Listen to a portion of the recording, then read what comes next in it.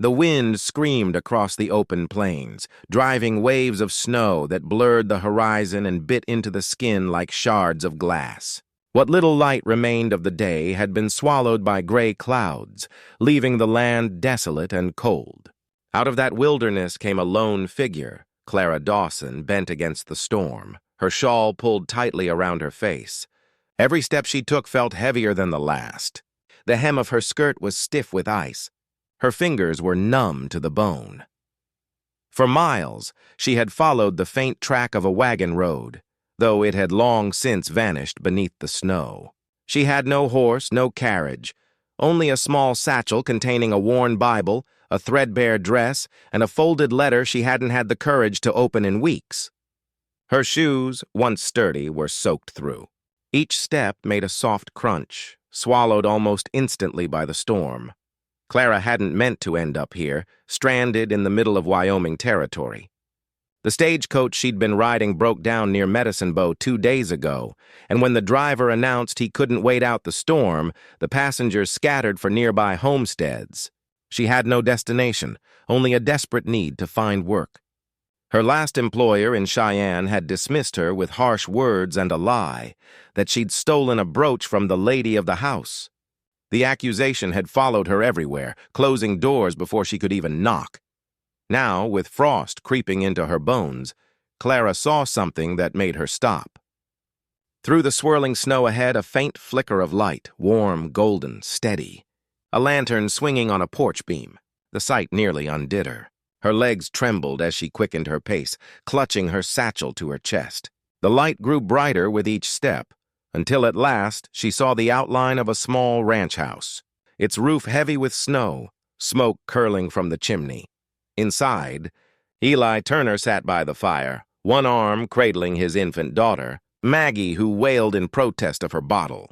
The cabin was neat but lonely, its silence broken only by the child's cries and the whistle of wind through the shutters. Eli's face was lined with exhaustion. Since his wife's death 6 months ago, the nights had stretched long and empty. He'd grown used to solitude, to the ache of it. But even solitude couldn't prepare him for the sound that came next. 3 soft knocks on the door, barely audible above the wind. He froze. No one visited after dark in this weather. For a heartbeat, he thought he'd imagined it. But then came another knock, fainter, slower.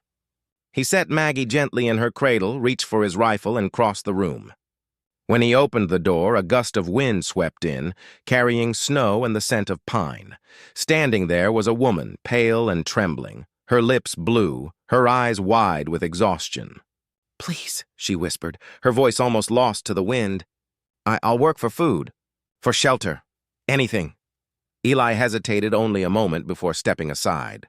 "Get in here before you freeze," he said, guiding her toward the fire. She stumbled once, nearly falling, and he caught her by the arm. Her skin was cold as ice. As she sat before the flames, the warmth made her shiver violently. Eli poured her a cup of coffee, watched as she drank it in small, shaking sips. In the light, he saw she was younger than he'd first thought, perhaps 25. Her face was soft but tired, marked by weeks of hardship. When she looked up at him, gratitude flickering in her eyes, something shifted in Eli's chest. He didn't know her name yet or where she came from, but something in her expression, a quiet strength beneath the fear, told him she wasn't just another drifter. Outside, the snow continued to fall, blanketing the prairie in silence. Inside, for the first time in months, the lonely cabin held 2 souls seeking warmth, and the faint, fragile beginnings of hope. The storm raged on through the night, rattling the windows and howling down the chimney like a restless spirit. Inside the cabin, the fire burned steady, casting amber light across rough-hewn walls and a floor polished by years of use. Clara Dawson sat close to the hearth, a blanket wrapped around her shoulders. Her hands, still trembling, held a steaming bowl of stew that smelled of beef, onions, and thyme. She ate slowly, as if afraid it might vanish before she could finish. Across the room, Eli Turner watched quietly. He hadn't had company at his table since his wife, Sarah, died. Even the sight of another person sitting in that chair felt strange. Wrong, yet somehow right. His baby girl, Maggie, had finally fallen asleep in the cradle near the fire, her tiny hand curled against her cheek. The rhythmic crackle of burning logs filled the silence between them. Clara set her spoon down, her voice small but steady. "Thank you, sir. I didn't mean to trouble you." Eli shook his head. "Wasn't no trouble. No one should be out in weather like this." He poured her another cup of coffee, dark and steaming, and sat across from her. "You said you'd work for food. What kind of work you do?" She looked into the flames before answering. "Mostly housework, sir. Cooking, cleaning, sewing, sometimes laundry. I used to work for a family in Cheyenne." He could hear the pause that followed, the one heavy with something unsaid. "Used to?" Her gaze flickered, shame and hurt passing across her features. "The lady of the house accused me of stealing her brooch. I didn't, but she told everyone I did. I didn't have anyone to speak for me, so I left." She clasped her hands tightly together. "I've been looking for honest work since." "I'll take anything, even for a meal in a corner of the barn." Eli leaned back in his chair, studying her. There was something about the way she spoke, quiet but sure, not begging, just stating a fact of survival. He'd met liars before, drifters who came through with smooth talk and hungry eyes, but Clara didn't look like one. She looked like a woman who'd been broken down and was trying, painfully, to rebuild. "You can sleep here tonight," he said finally. "Barn's no place for anyone in this cold." Clara blinked, startled. "I don't wish to impose—" "You're not," he cut in gently. "Storm's too rough to travel. We'll figure things out in the morning." She nodded slowly, gratitude softening her expression. "Thank you, Mr. Turner." He glanced toward the cradle. "Eli," he corrected. "Just Eli." The wind roared louder, and for a long moment neither spoke. Clara stared into the flames, her mind drifting. She wondered what kind of man took in a stranger at night, especially a woman alone. There was something kind, but also weary in his eyes. She noticed the framed photograph on the mantel, a smiling young woman holding a newborn. The realization hit her gently. His wife. Gone. After she'd finished her meal, she insisted on washing the dishes despite Eli's protest. She moved carefully, as though every action might earn her keep. Watching her work, Eli felt a pang of memory. Sarah used to hum the same way, softly, absently, while drying dishes. He found himself staring longer than he should have, until Clara turned and caught his gaze. "Would you like me to tend the fire through the night?" she asked. He cleared his throat, looking away. "No need. You get some rest." He brought out a folded quilt and laid it on the settee. "Ain't much, but it's warm." Clara's eyes glistened as she took it. "You've been kinder than most, Eli." He shrugged, uncomfortable with the feeling that her words stirred in him. World could use more kindness, especially out here. As he banked the fire and checked on Maggie, Clara settled beneath the quilt. Exhaustion overtook her almost instantly. Eli watched her for a moment. How peace softened the strain on her face, how the flames caught the loose strands of her hair. Then he turned away, whispering to himself, "You're just helping someone in need, Turner. That's all." But as the snow thickened outside and the firelight danced across the cabin walls, he felt something different bloom quietly in his chest, something he hadn't allowed himself to feel in a long, long time. Hope. When dawn broke, it came pale and uncertain through the frosted window panes. The storm had left the prairie blanketed in white, so still and heavy it seemed the whole world had stopped to breathe. Clara Dawson woke to the sound of a baby's soft cry, followed by a man's low murmur. She blinked against the weak light, remembering where she was. The Turner's cabin, a warm quilt around her, a fire still glowing faintly in the hearth. For a moment, she simply listened. The voice, Eli Turner's, was gentle yet firm, like someone long used to talking to himself and the child who could not answer back. When she rose quietly and peeked into the adjoining room, she saw him holding Maggie, rocking her with slow, tired motions. The sight made something in her chest ache, the tenderness in his rough hands, the exhaustion in his eyes. "Morning," she said softly, not wanting to startle him. Eli turned, surprised she was awake. "Didn't mean to wake you?" "You didn't." I was up already. The air between them felt tentative, fragile. She hesitated, then added, "If you'll have me, I can make breakfast. It's the least I can do after last night." He nodded, wordless. There was something reassuring about her calmness, her willingness to act instead of pity herself. As she moved about the kitchen, finding flour, salt, and a bit of lard, Eli watched, quietly impressed. She moved like someone who knew work, not afraid to get her hands dirty. The smell of frying biscuits filled the cabin, mingling with the faint scent of wood smoke and coffee. For the first time in months, the place felt less like a tomb and more like a home. Eli realized it with a pang of guilt. He could almost hear his late wife's laughter in the corners of the room, could almost see her standing there, baby in her arms. But the woman before him wasn't Sarah. She was different, quieter, sadder. Yet, she carried herself with the kind of quiet strength he hadn't seen since the day his world fell apart. After breakfast, Clara insisted on washing the dishes and tidying the main room. "You've got a good home," she said, glancing around. "It just needs a little order." He chuckled under his breath. "You sound like my mother." Then she must have been a sensible woman. Eli smiled, truly smiled, for the first time in months. It startled them both. As the morning passed, Clara mended a torn sleeve she found by the fireplace, swept the floors, and even gathered kindling for the next night. She moved as if the house itself guided her hands. For a man who'd lived months among silence, grief, and disorder, it was almost disorienting. By noon, sunlight poured through the frost-glazed windows, and the cabin glowed warm and golden. Eli stepped outside to tend to the horses, leaving her with Maggie. When he returned, he stopped in the doorway. Clara sat on the rug before the hearth, humming softly, the baby in her arms, eyes closed in peace. That image, so gentle, so alive, caught him off guard. For a moment, it was as if the ghost of his wife had come to rest in the home again, not to haunt it, but to bless it. When Clara noticed him, she stood quickly, embarrassed. "I'm sorry, I didn't mean to presume." He raised a hand. "Don't apologize. She seems to like you." Clara smiled faintly, looking down at the cooing baby. "Children usually do. They can tell when someone's lost things, too." The words hung heavy in the air, soft but cutting. Eli understood. He'd seen the same grief in the mirror many nights before. Outside, the storm clouds were breaking apart, revealing a vast sky of pale blue. But neither noticed the cold anymore. Inside the widow's house, life, tender, uncertain, and quietly hopeful, had begun to stir again. And though neither dared to say it aloud, both Clara and Eli felt the same fragile truth take root in their hearts.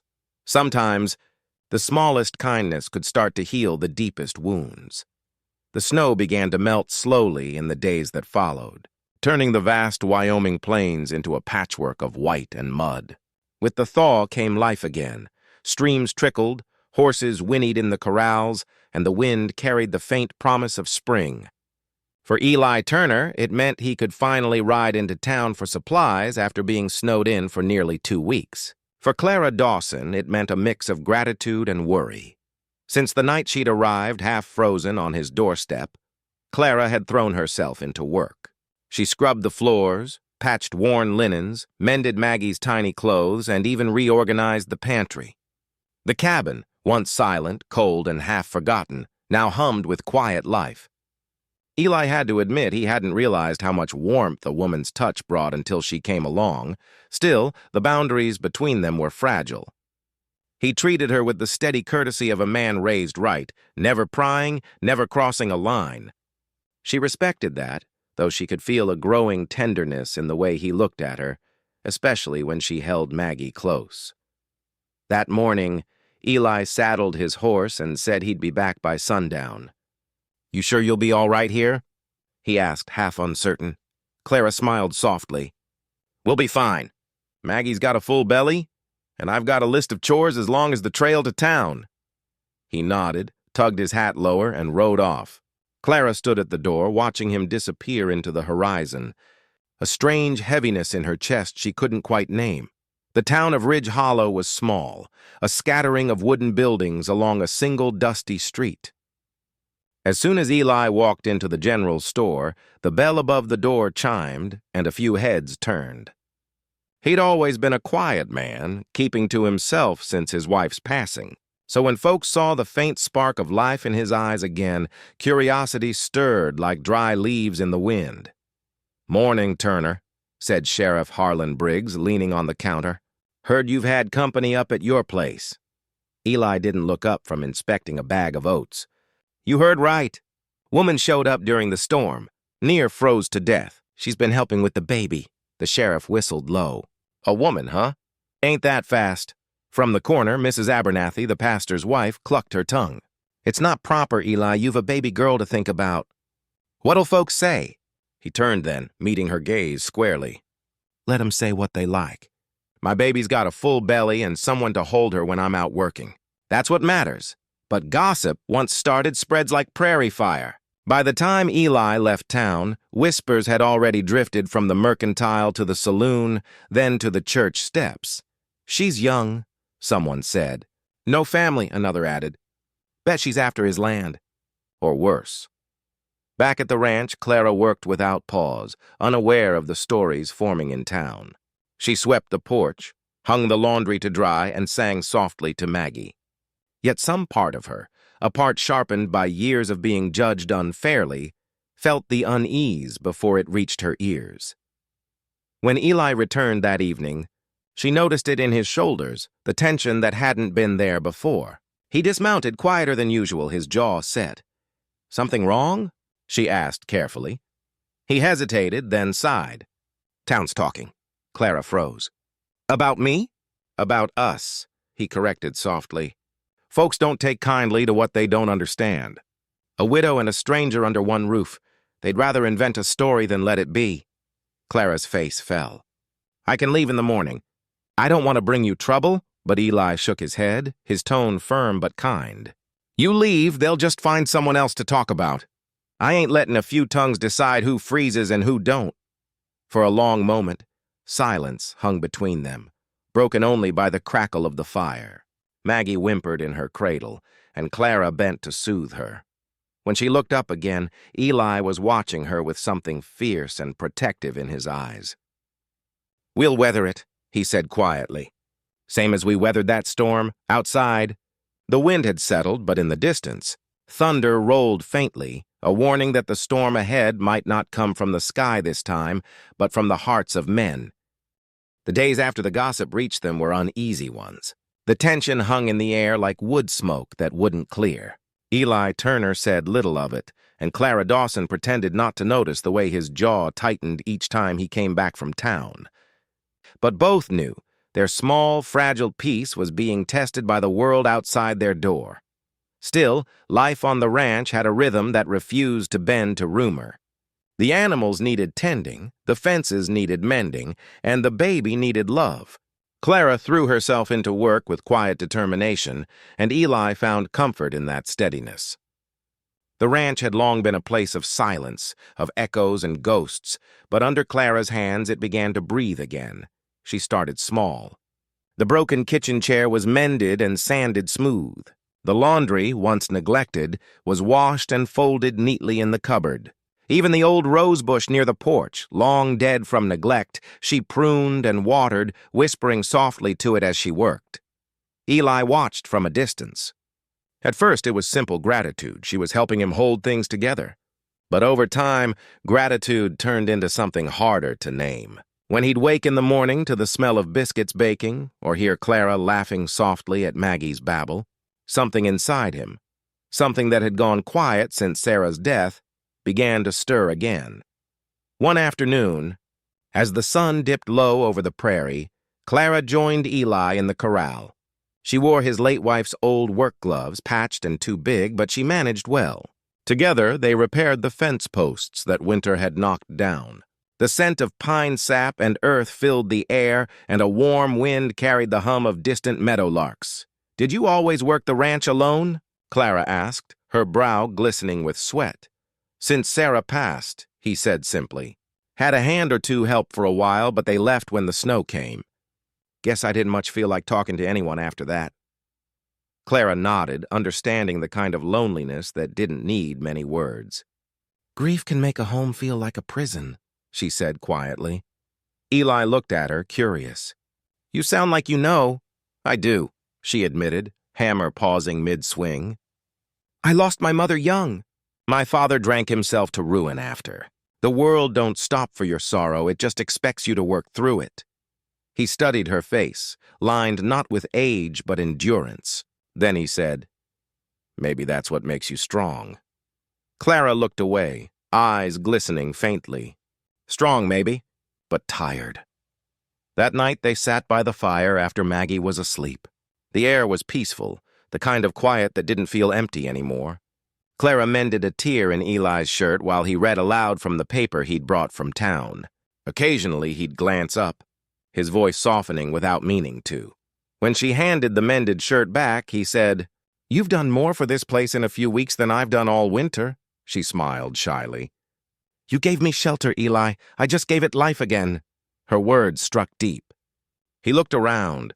The tidy room, the flicker of firelight on the baby's cradle, the soft hum of the kettle. It wasn't just a cabin anymore.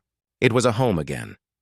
And for Clara, who had wandered from place to place carrying only her name and her dignity, it was the first time in years she'd felt safe enough to rest. Outside, the moon rose over the snow-dusted fields, silvering the world in quiet peace. Inside, two people who'd both lost nearly everything were beginning to find what they'd never expected again, not just survival, but healing. Eli leaned back in his chair, watching Clara tuck a quilt around the baby.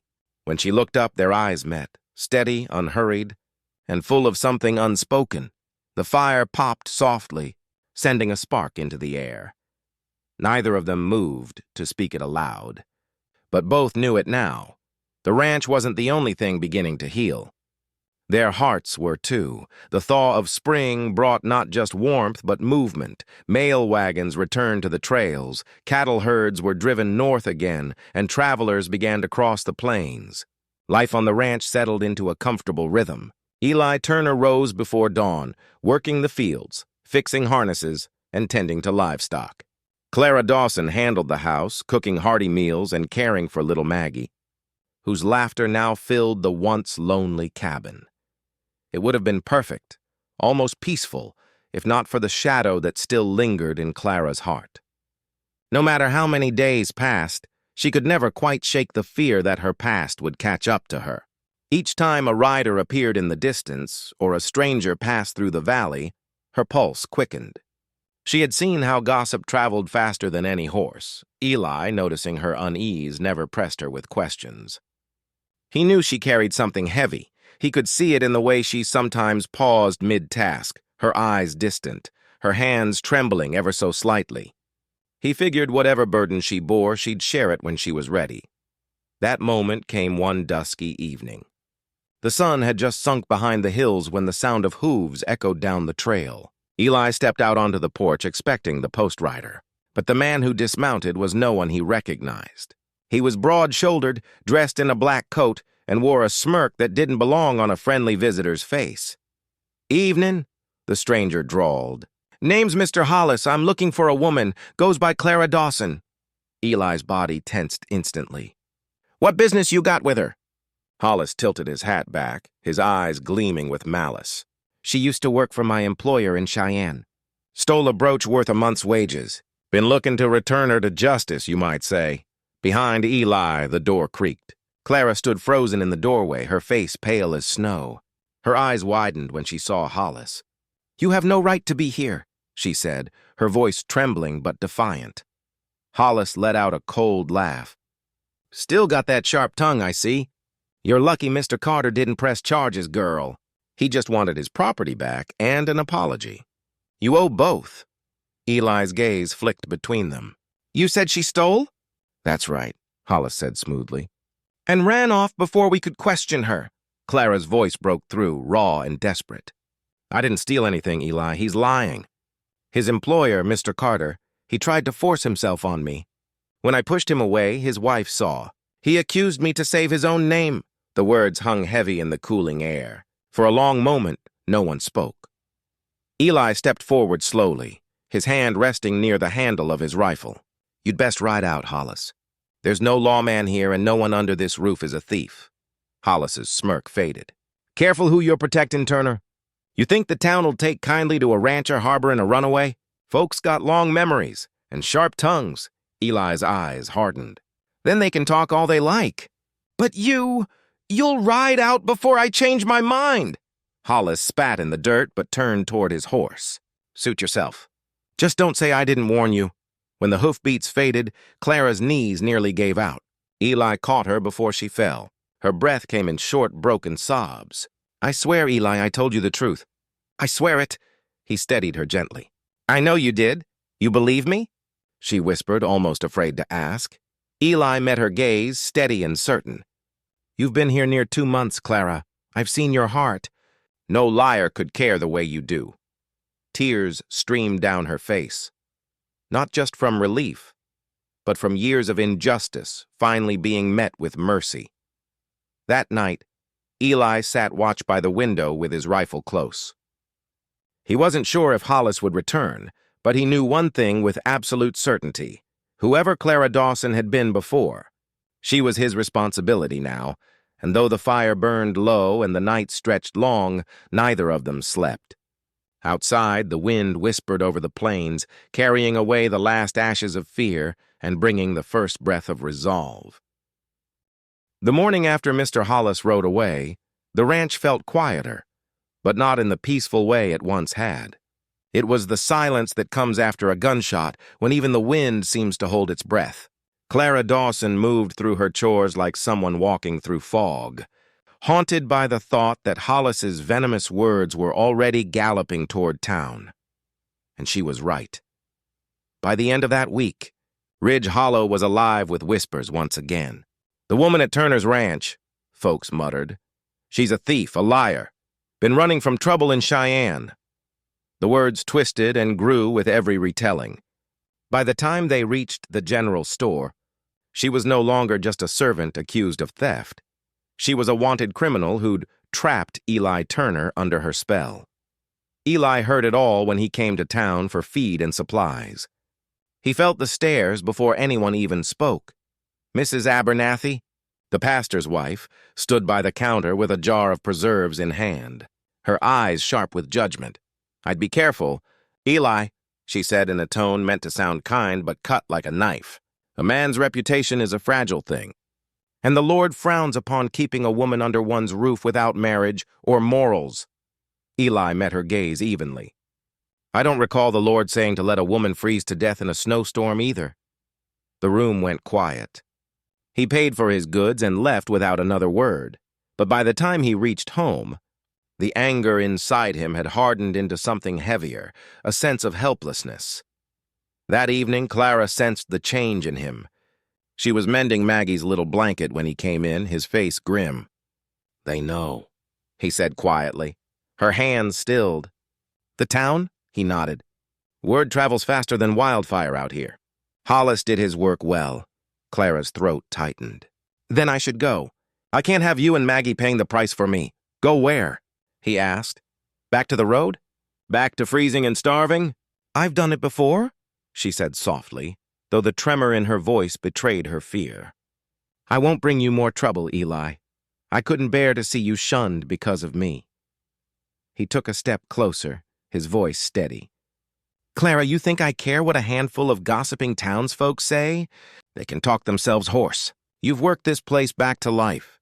Maggie, she smiles again because of you. That's worth more than any fool's opinion." Clara's eyes filled, tears slipping down her cheeks. "Why are you so kind to me?" she whispered. He hesitated, his voice rough when he answered. "Because I know what it's like to lose everything and still have folks look down their noses like your pain don't count. Because I've seen you fight for every bit of dignity the world's tried to take." For a moment, silence filled the room, thick with something deeper than gratitude. Then Maggie stirred in her cradle, breaking the spell. Clara turned away to soothe her, blinking back tears. Later that night, she stood by the barn, staring out at the fields bathed in silver moonlight. The air was cool, calm, yet inside her was a storm. Eli found her there, holding her shawl tight around her shoulders. You really mean to leave? He asked quietly. She nodded. It's the only way to stop their talk. He stepped forward, close enough that the warmth of his body cut through the cold. You think silence will stop them? It won't. They'll just move on to someone else. Let them talk, Clara. You've done nothing wrong. Her voice broke as she said, You deserve peace, Eli. He looked at her then, not as a man defending a guest, but as someone who had already lost too much to let another good thing slip away. He reached out, took her trembling hand, and said softly, Maybe peace ain't something that's given. Maybe it's something we fight for. For a long moment they stood there, the world quiet around them except for the rustle of the grass and the distant cry of a night bird. Clara realized then that she wasn't alone anymore. Whatever the town said, whatever judgment they cast, she had found a place and a man worth standing beside. And though neither of them said it aloud, that night marked a silent vow between them. They would face the world together, come what may. The weeks that followed tested the ranch harder than any winter storm. The whispers in town grew louder, sharper, and meaner. Merchants who once greeted Eli Turner with smiles now served him in cold silence.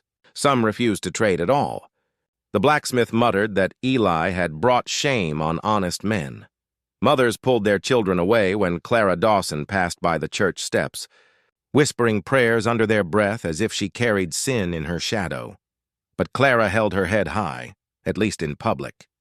Each night, when the lamps burned low and the baby slept, her brave face melted into quiet tears.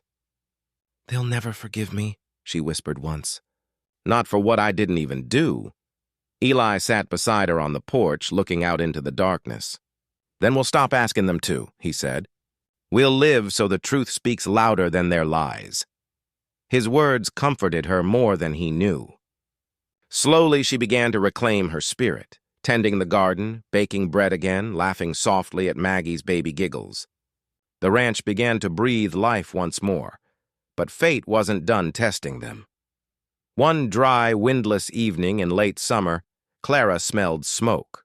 Faint at first, drifting from the west field. By the time Eli reached the barn, the glow of fire was unmistakable. Orange tongues licking up from the haystack. Get Maggie! He shouted. Clara didn't hesitate. She ran inside, grabbed the sleeping child, and fled toward the hill. Behind her, sparks crackled in the black sky.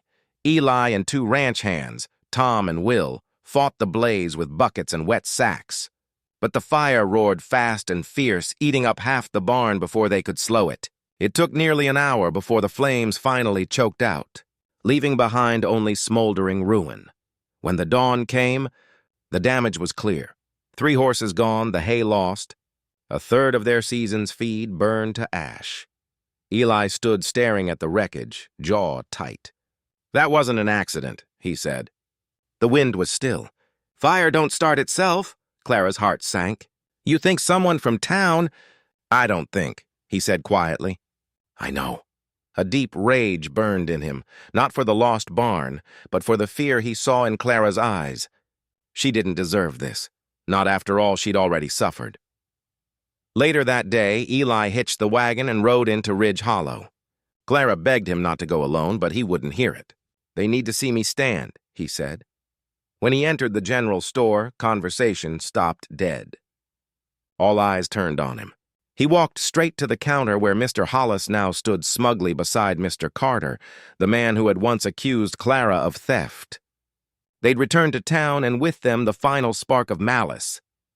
So it's you, Eli said flatly. You burned my barn, Carter smirked. Can't prove that, rancher. But maybe it's what you get for keeping a thief in your home. Eli's voice was steady, but his eyes burned cold. You call her a thief again, and I'll show you what kind of man she's got standing by her now. The sheriff stepped forward then, his tone calm but firm. That's enough, Turner. No fighting in my town. Eli turned to him. Then do your job. Hollis trespassed on my land. Carter's been spreading lies about a woman who's done nothing but work and feed folks who needed it. You want justice? Start there. For a moment, no one spoke. Then an old farmer, Mr. Lewis, who'd once worked with Eli's late father, stepped out from the crowd. I've seen that woman work her hands raw, "She's no thief," he said. "And if Turner says she's honest, that's good enough for me." Others murmured in agreement, softly at first, then louder. The tide began to turn. Hollis's smirk faltered. Carter, realizing he'd lost his hold, muttered something under his breath and stormed out. Eli didn't smile or boast. He just tipped his hat and left. When he returned to the ranch that evening, Clara was waiting by the gate, baby in her arms, eyes red from crying. "What happened?" she asked. He told her everything, how the town had listened, how for the first time people had defended her. Tears filled her eyes, but they were tears of relief. "You stood for me," she whispered. Eli brushed a strand of hair from her face, his voice low. "You stood first, Clara. All I did was follow. The fire had taken much, but it had also burned away the lies. In its ashes, something new and stronger began to grow. Forgiveness, not from the town, but within themselves. And as the stars spread across the sky that night, Clara finally let herself believe that maybe, just maybe, she had found home. Autumn passed gently that year, the air crisp and golden as the ranch slowly healed from the fire. Clara Dawson worked tirelessly beside Eli Turner, patching what they could, saving every penny to rebuild the barn. The land, once scorched, began to green again beneath their care. But what truly changed wasn't just the ranch. It was the rhythm of their days, and the quiet closeness that had begun to bloom between them. The gossip in Ridge Hollow had softened after the confrontation. People still talked, but now it was different. "Maybe we were wrong about her," someone would murmur at the churchyard. "That woman's got grit. Turner's lucky to have her." A few even came by the ranch, offering small kindnesses, a pie, a spool of thread, a polite nod in town. The wounds left by suspicion were still tender, but time and truth began to soothe them. Winter crept over the plains like a soft gray blanket. Snow fell thick, burying the fields and painting the fences white. Life slowed down. The cold kept them indoors, gathered close around the hearth. Maggie had grown enough to toddle across the floor, giggling whenever Eli swooped her into his arms. Her laughter filled the cabin, chasing away the last ghosts of loneliness. One evening, a storm raged outside. The wind howled like a living thing, shaking the shutters, and snow beat hard against the windows. Inside, the fire crackled warm, and Clara sat by the table sewing while Eli mended a saddle strap. For the first time in months, there was no talk of fear, no mention of the past, only peace. "You ever think about going back east?" Eli asked quietly, his eyes on the leather in his hands. Clara smiled faintly. "There's nothing for me there. Only memories I'd rather forget." He nodded slowly. "Then you'll stay on after the thaw? I mean, if you'd like to." She looked up, her needle paused mid-air. There was no pretense in his voice, no demand, just a quiet, hopeful question. "I'd like to," she said softly. "If you'll have me." He gave a small smile, one that reached his eyes. "Reckon I already do." The words hung between them, simple yet full of meaning. The storm outside raged on. But within those four wooden walls, something gentle and unspoken settled. Something like love. As days turned into weeks, they grew into a small, steady family. Clara became not just a housekeeper or caretaker, but a partner in every sense. She helped Eli plan spring planting, nursed the livestock through the bitter cold, and taught Maggie her first words. Sometimes, when the nights were long and the wind keened across the roof, Eli would find her by the window, watching the stars. "What are you thinking about?" he'd ask. She'd smile softly. "How strange it is that the place I came to begging for work became the only place I've ever felt safe." He would stand beside her then, his rough hand finding hers. "Ain't strange?" he'd murmur. "It's just what happens when two broken souls find the same bit of light." Winter wasn't easy. There were nights when the fire burned low, when food ran scarce, and when the loneliness of the world outside seemed vast. But they faced it together, shoulder to shoulder, heart to heart. On Christmas Eve, Eli crafted a small wooden horse for Maggie and left it by the hearth. When Clara found it the next morning, she smiled and kissed his cheek. "She'll love it," she said. But Maggie wasn't the only one receiving gifts. Wrapped in a square of linen, Clara handed Eli a pair of hand-stitched gloves. "For your hands," she said shyly. "They've done enough hard work for 10 men." He turned them over, touched by the care in every stitch. "Best gift I ever got," he said. Snow fell outside all day, blanketing the world in silence. Inside, laughter echoed, soft and full of life. That night, when Maggie was asleep, Eli and Clara sat close by the fire.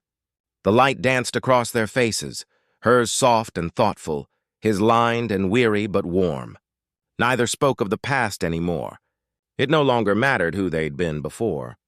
All that mattered was this quiet winter, this peace they'd fought to earn, and the fragile, powerful thing they were building together, something that could finally be called home.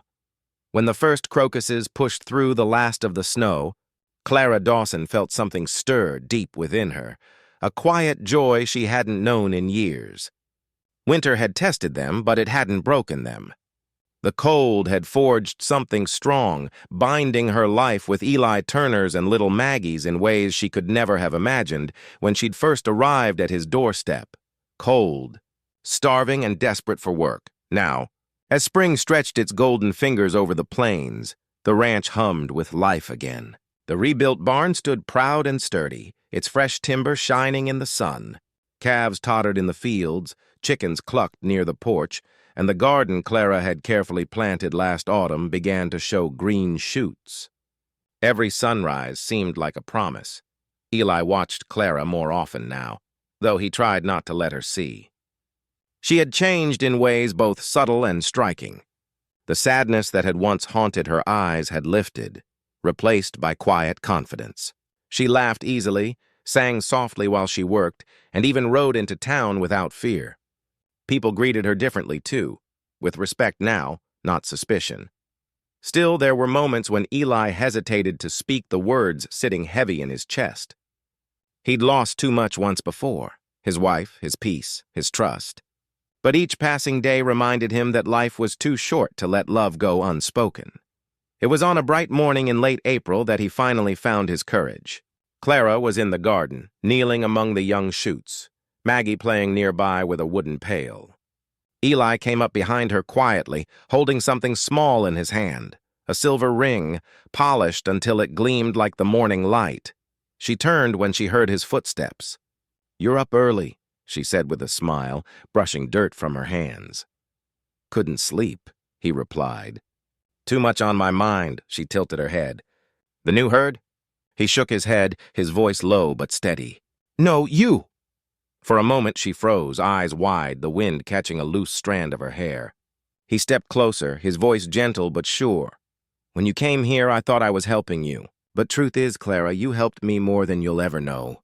You brought warmth back into this place, and into me. I can't think of this ranch, or Maggie, or a single day ahead without you in it."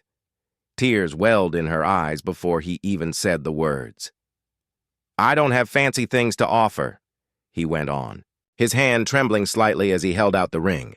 "But I've got a heart that's yours if you'll have it." For a heartbeat, she could only stare. Then she covered her mouth, laughing through her tears. "Eli Turner, are you asking me to marry you?" He smiled, a rare, boyish grin breaking across his face. "Reckon I am." She let out a soft, breathless laugh and nodded. "Then my answer's yes. 1,000 times yes." He slipped the ring onto her finger, his rough hands gentle as if touching something sacred. For a long moment, neither spoke. They just stood there in the morning sun, the scent of wild sage in the air. The world washed clean around them. Maggie, unaware of the moment's weight, giggled and toddled toward them, clutching a wildflower. Clara lifted her up, kissed her forehead, and whispered, "We're a family now, little one." The weeks that followed were full of simple joy. The townsfolk gathered for their wedding at the small white church, with wildflowers tied in ribbons and laughter filling the air. There were tears, happy ones, and blessings whispered over them. Even Mrs. Abernathy, once so harsh, pressed Clara's hands and said softly, "The Lord knew what he was doing when he sent you here." That evening, as the sun dipped behind the hills, Eli and Clara stood hand in hand by the pasture, The sky was painted in gold and rose, the same way it had looked the day she'd first come to his door. "Funny," Clara murmured, smiling. "When I came here, I only asked for work." "And you found a home," Eli said, pulling her close. "And so did I." As twilight fell over the plains, the wind carried the scent of spring and the sound of new life. The ranch, once marked by sorrow, now pulsed with laughter and hope. It wasn't a fairy tale ending. It was something better, real, built from struggle, forgiveness, and love that had taken root in hard soil and grown strong. And when the stars appeared above them, Clara whispered a quiet prayer of gratitude for the hunger that had led her to his door, for the man who had opened it, and for the life that had blossomed beyond it.